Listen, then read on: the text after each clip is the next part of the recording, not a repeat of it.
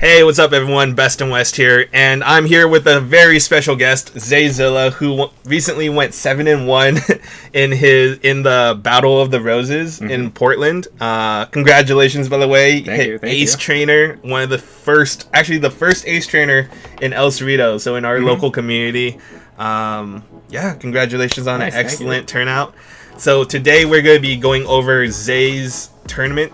First and foremost, I think we need to go over your team composition and why you went about picking the team that you did. Sure. So if you can quickly or kind of talk about your logic behind picking the team that you did. And for those of you watching, his team is going to be on the bottom and his opponent's teams are going to be on the top. So yeah, if you could talk about why you pick your team and what role each of your Pokemon played. Sure. So I think it's a pretty standard lineup. There's nothing, off meta or anything there, but so choosing Wigglytuff, I think a lot of people chose not to bring Charm. I think that's a pretty big mistake. I think Charm actually has a lot of great coverage, and it's not just against Zayzilla. I think Charm does really well against the Glide brothers, the Rye brothers, some other brothers that may not be there. And I think Wigglytuff is actually the better choice just because of the normal typing, and it basically blocks, Haunter, and it does fairly well against AWAC. Whereas Clefable, you're taking super effective damage or neutral damage, whatever that is. And then for Machamp, I actually debated between Medicham and Machamp, but I went with Machamp at the end. I think Machamp, just with a little bit of an energy lead, it provides a lot better coverage than than Medicham does, and it gets farmed a lot less than AWAC. I think one of the worst feelings is getting your Medicham caught with that AWAC and getting farmed down.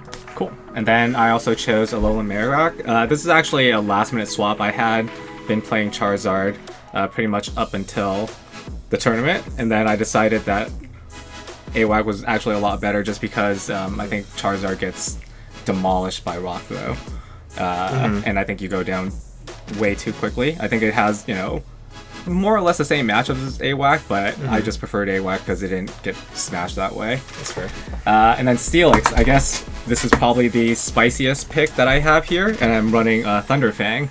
And I think a lot of people kind of underestimate how, I guess, strong Thunderfang is, especially in those neutral matchups. And even against the Mirror, it wins in the one shield. Just go Earthquake. And it also beats Probopass if you just straight Earthquake. And I think that caught a lot of people by surprise. So it was kind of my anti-tank. As well as it hurts Charizard a lot more, a lot more, and Skarmory. And Sableye, you can see that's a 1494. So I, fortunate enough to have a hundo, and then I best friend it maybe 2 or 3 days right before the tournament. Oh wow! So, okay. I didn't have much practice with it. I think everyone's still caught up in the Go Battle League hype, so I didn't get a chance to practice with it. I don't think a lot of people got a chance to practice against it either. So, it was, and you'll see in some of the matches that like 1 or 2 sliver of health actually came big. And then Probopass, standard Rock Throw, Magnet Bomb, and Rock Slide. I think a lot of the people from Bay Area, I think Barry, Allen, Salty, they all kind of converted to Spark. Yeah.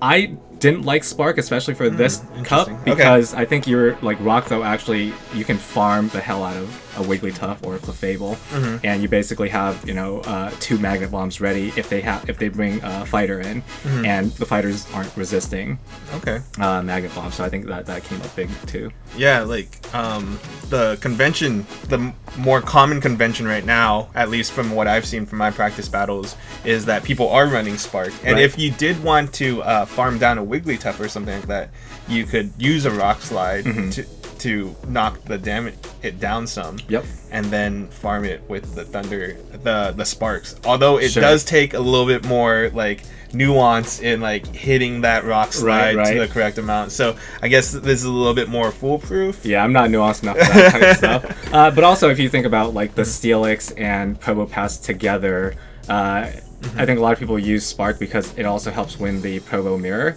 I just said I didn't care because I have a Steelix if it came to that. Okay. All right. Well, now that we've gone over your team, we're just gonna jump into your first battle. So the dopest, we have Blaziken, Sableye, Drapion, Wigglytuff, Golbat, and Probopass.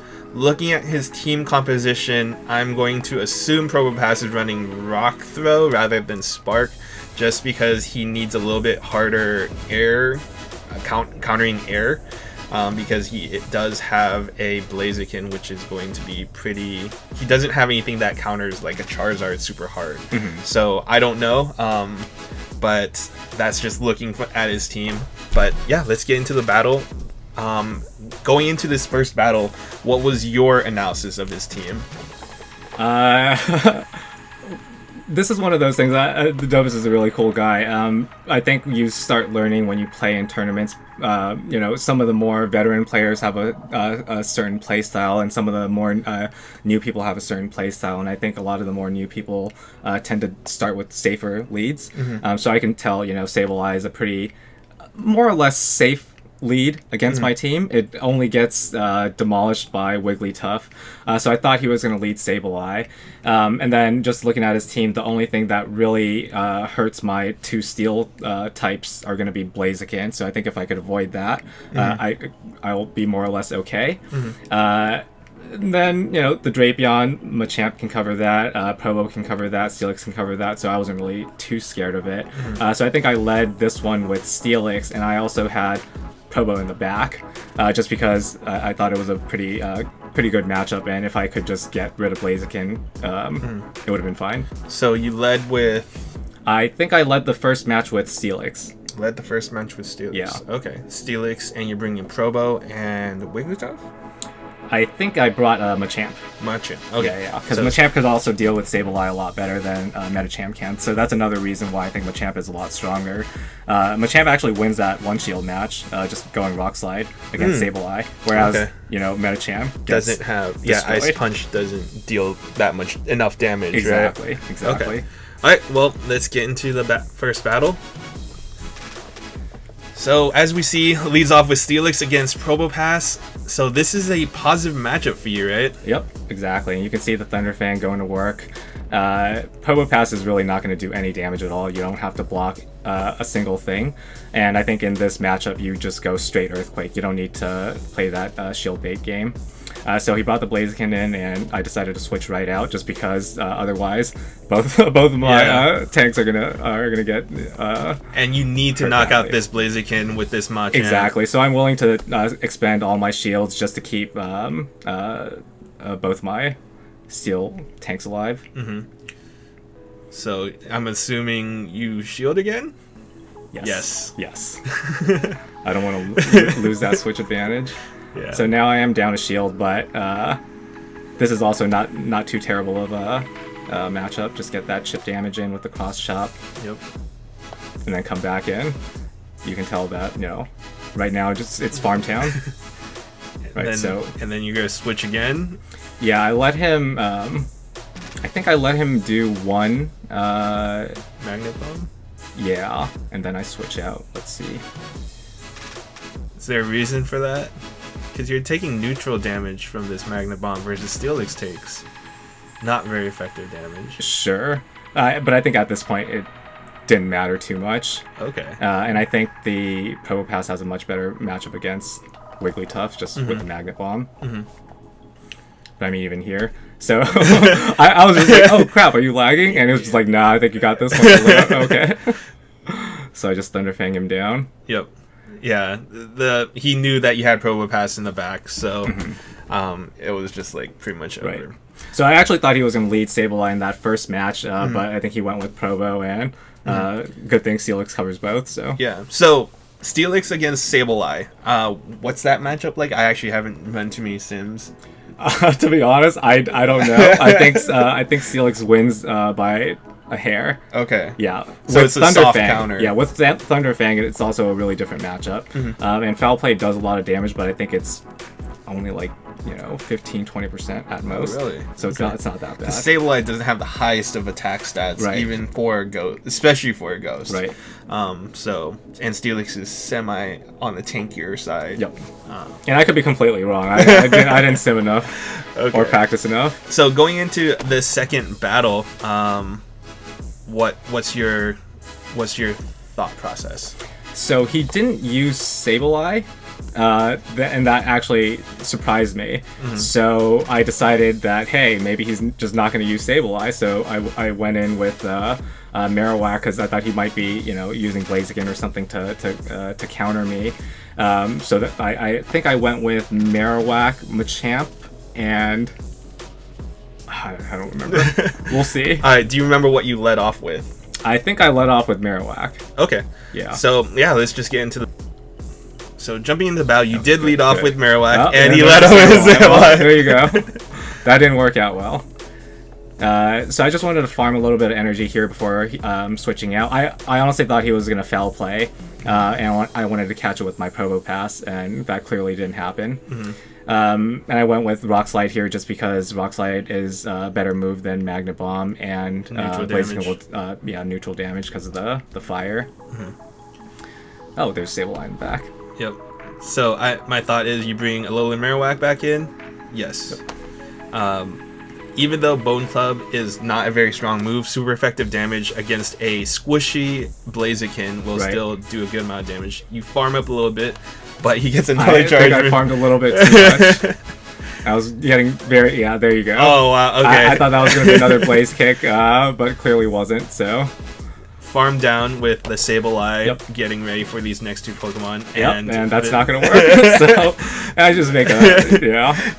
Might as well just let it go. Yeah, it was over at that point. Right. Wigglytuff versus a 2-shield Sableye is just... There's no point. So your mistakes there... I read it completely wrong. I didn't count the right fast moves on the Blaziken. I think it needs at least like 1 or 2 more counters to get from Blaze Kick to Blast Burn. I overfarmed there. Yeah. All right, on to the last deciding battle of this round. Battle. I think I decided to lead Sableye, and I believe he also led Sableye. So I went with the same team, except I switched Sableye in as first, and then he had AWAC in the back. Okay, so you brought in Sableye, AWAC, and Probo Pass, and you leading Sableye instead of AWAC this time. Okay, so I believe he led Sableye too, and you're gonna see. I don't know if it's a mistake or what happened here, but one of the things I really love doing on my Sableye is charging to get 2 foul plays, so I could get 2 off. And it's not like super consistent that you get. I think it's a self piggyback. Yeah. But if you do, you basically deny your opponent a fast move, right? So you're gonna see here what happens. So foul play is the fast move. I mean, the charge move to go to in the mirror. Right? Yes, because it's neutral. And you get stabbed from it. Yep. Okay.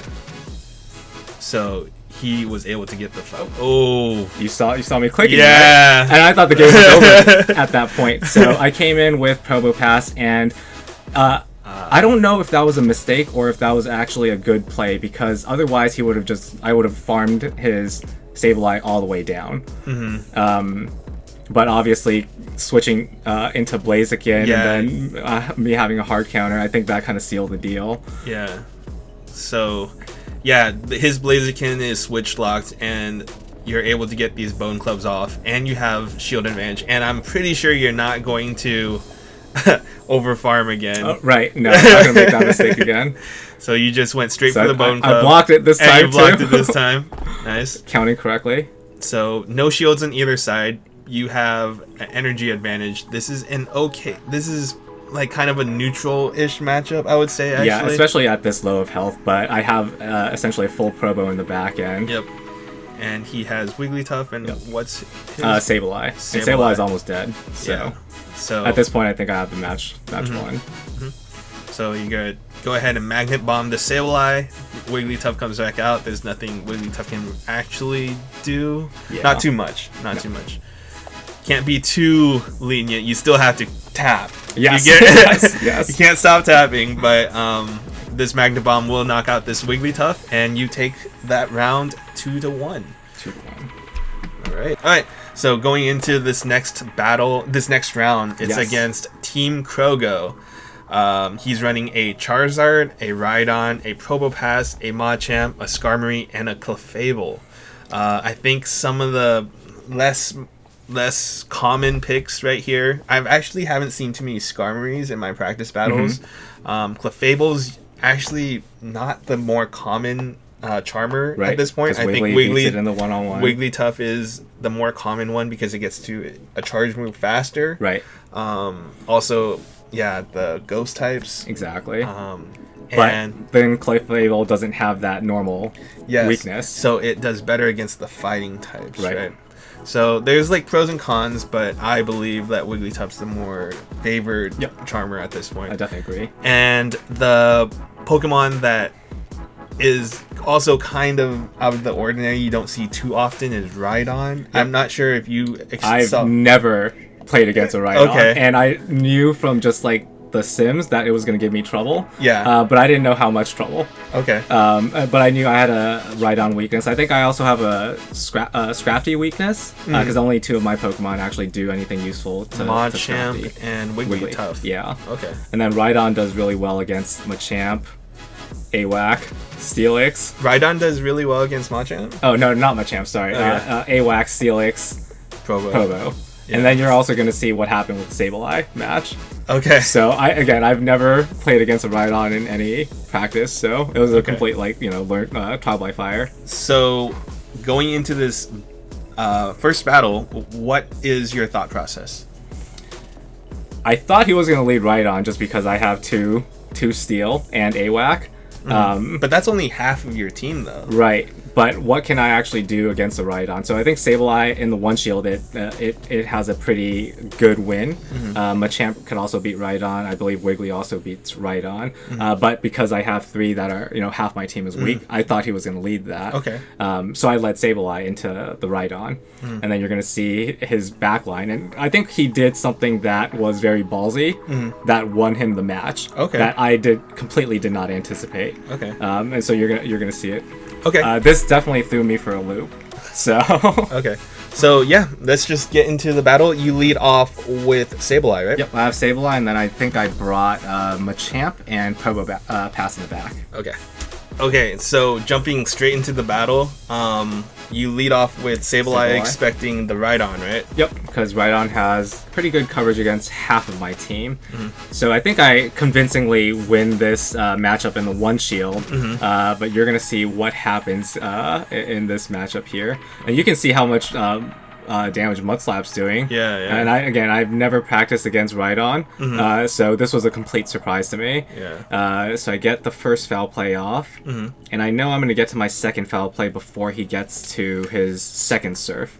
So I get the second foul play off, and I'm expecting him to let this go through, but he actually shields it, and I thought it was going to faint me down at that point and have more have some energy for the next one, but he uses the surf, so I'm feeling okay. I have the shield advantage. I come in with Machamp to farm a little energy, and then he brings in his Skarmory. And then here I think I make a little bit of a mistake. I think I should have went with the cross chop to have some energy built up. I think Rock Slide is more energy efficient, but considering that cross chop is still stab neutral against Skarm, I think it does pretty well. And I was fortunate enough to get that swap in to eat that sky attack, but I'm hard countered again with the Machamp. Are able to get this Magnet Bomb though, so to get some damage onto Machamp. Which actually surprisingly does a good amount of damage to Machamp. And I think here, if I used Cross Chop earlier, I wonder if I could have had enough energy to get the... It's CMP high? Yeah, push the CMP to get the Machamp down.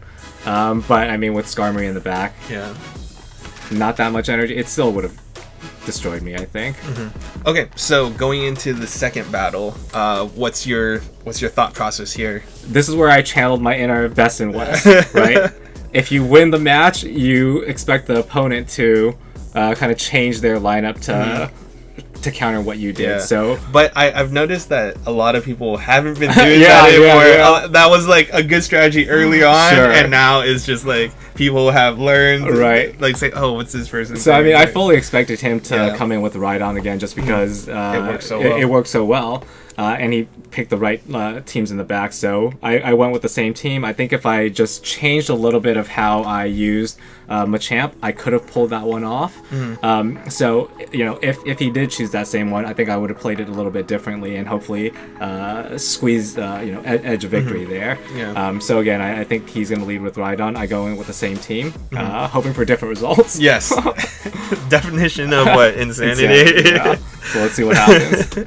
See how good my reading skills are here. Okay, so leading off Show with me a Sableye, it's a that is not good. So you get hard countered right get here. hard countered here, and I decided to just sack Sableye. And I think I make a mistake there. I went for foul play because I got a little bit scared that I wasn't going to be able to get the power gem off. But luckily he shields anyway, He so it shields wouldn't anyway. have mattered, right? So I think that was probably the right move. I think we talked a little bit before about how this tournament is super hard countery. Yeah. I think you said Hang PJs. Yeah, shout out to you, Hang PJs. This tournament is very fast move, hard counter dependent. You got Mud Slap, you get Charm, counter, Rock Throw, Air Slash. There's a lot of hard hitting fast moves. Yeah. So I think I made the right decision to sack the Sableye. Otherwise, I would have swapped into something and then I would have gotten hard countered and it would have just been a vicious cycle. So I think I gave myself the best opportunity to win. It just wasn't enough. You got hard countered too hard in the lead, right? Like that's pretty rough. And so right here, you have the hard counter to Clefable, but he still has a Pokemon left in the back, and that's the hard counter to Probopass. That counter damage is going to deal double super effective to Probopass, knocks it out. And you can see I only used one shield. Yeah. I didn't really even have an opportunity to use both. Yeah. So use your shields early if you have an opportunity to. Yeah, like you just watched Team Krogo use 2 shields on his first Pokemon, not knowing what's in the back, and won that first round. Right, exactly. And so, like, being able to effectively use your shields is very important versus, like, in GBL, we're so used to very tanky Pokemon, preserving those shields till we actually need it against a super effective charge move. Exactly. Versus this one where you might not get to it. You might not get to it, exactly. So use it when you feel like you need that Pokemon. And in the first battle, we saw Team Krogo use it because he felt like Rhydon was so important. Right. This is my assumption. We haven't talked to him, but like that's my assumption watching from that gameplay. He's like, okay, he knows that Rhydon has very good matchups against a lot of your team, so he wanted to preserve that Pokemon. That second battle, you just got really hard counter with that first Pokemon. That was a bad read. So unfortunately, you've already lost this round, but you're going to do a third battle anyways. Always go for 3. Always go for 3. There's opportunities, right? It's always a learning opportunity. Learning opportunity to gain rank in Sylph. So or to not lose rank. Or to not lose rank, right? So do that third battle. I suggest it, but there are arguments to not do it depending on what kind of personality you have. Like I can understand it, but in my opinion, always do the third battle. To take it as a learning opportunity. But going into this last battle, all right, what's your thought process? A little bit tilted at this point. I knew I already lost, but I still think this is a pretty decent team composition. I think again, if I could play the match as well and not get hard countered by Clefable at the beginning, I think I have a chance. So I just went in with this trying to get revenge for the first 2 matches. Okay. All right, so you go in with the same Sableye, Probopass, Machamp again, right? All right, let's see how you do. Jumping into the battle. No Clefable. Oh, no, Machamp. Machamp this time. This is not that great of a matchup for Sableye. I think Sableye still loses in the 1 shield. And he gets a great bait right here with the cross chop. I thought he wasn't going to go for the rock slide. Clearly didn't. And I think... I'm running the Foul Play Power Gem moveset, but I think we talked earlier, like, the usage of Foul Play is really limited to against, the Charmers. of Power Gem rather. Yeah. And I think if you actually use Shadow Sneak, you win the Machamp matchup. While Susan Boyle was running the Foul Play Shadow Sneak, I don't know if it was specific for that Machamp matchup. Yeah. But I know for it's definitely better coverage. Yeah. Right, so right here you have a hard count farmer all the way down. You have a little bit of energy. You have like enough energy for like maybe 1.5 charge moves. Get this Magnet Bomb off. Is going to deal a decent chunk to Machamp. It's not going to kill it. Not knock it out. You switch into Sableye. Yep, just to get a little bit more energy heading into that last. Right on. And I knew like with Clefable out, my Sableye with an energy lead could do a ton of damage. Yeah. So I think this is redemption here. He almost knocked out my Sableye, but I got him with that last minute foul play. Yep. Sableye with the energy advantage was able to knock out the Rhydon from full health because you got pretty much an extra charge move off. Yep. Right. And yeah, you just saw the power of Rhydon. Yep. Rhydon almost knocked out. Well, Sableye had what, like maybe 50%, 50-60% health left. Was able to take out Rhydon. Those charge moves with no shields, Rhydon. Right. Rhydon is kind of on the squishy side. It's pretty squishy. Yeah. I think both Rhydon and Rhyperior have the same exact stats. And they're both pretty squishy, even though they look like huge boulders. Huge. Yeah, it's kind of crazy, but they do provide like a charge move that is largely unresisted in this cup. Yep. In Surf, right? Surf. So, yep. And it's kind of so. Rhydon versus Rhyperior. Yes. I think Rhyperior is the better choice because it makes your opponent think Smackdown or Mudslap. Yeah. Both very, very viable moves. Superpower. And Superpower. Very viable moves in this cup. So I don't know. I'm still looking for a Rhyperior. Yeah. Because I have one. Yeah. So I'll probably train with you a little bit later. But yeah, going into the next battle. All right, guys. Thanks for tuning in for this first part of this 4-part series with Zay. Zay is an amazing battler and an even better person. So if you enjoyed this video, make sure you like it and stay tuned for part 2, 3, and 4. But that'll do it for this video. Thanks for watching. Until next time, guys, this is Bestinwest. I'll catch you guys later.